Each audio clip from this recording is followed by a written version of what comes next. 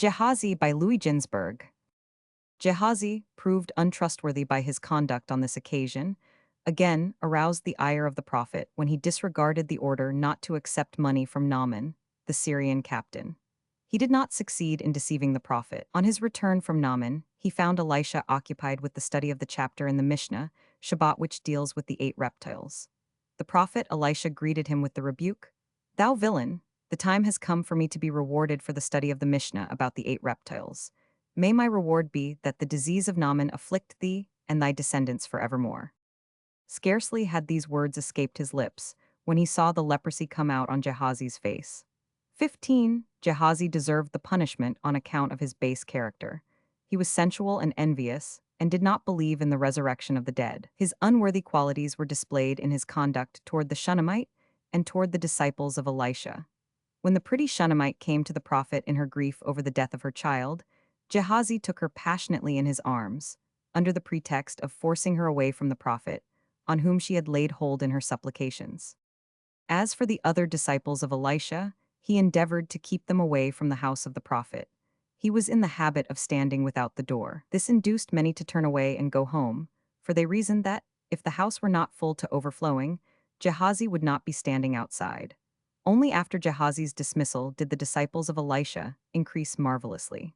That Gehazi had no faith in the resurrection of the dead is shown by his incredulity with regard to the child of the Shunammite. 16. In spite of all these faults, Elisha regretted that he had cast off his disciple, who was a great scholar in the law, especially as Gehazi abandoned himself to a sinful life after leaving the prophet. By means of magnetism, he made the golden calves at Bethel float in the air, and many were brought to believe in the divinity of these idols. Moreover, he engraved the great and awful name of God in their mouth. Thus they were enabled to speak, and they gave forth the same words God had proclaimed from Sinai. "I am the Lord thy God, thou shalt have no other gods before me." Elisha accordingly repaired to Damascus to lead Gehazi back to the paths of righteousness. But he remained impenitent, for he said, "From thyself I have learned that there is no return for him who not only sins himself, but also induces others to sin." 17. So Gehazi died without having done aught to atone for his transgressions, which were so great that he is one of the few Jews who have no share in paradise.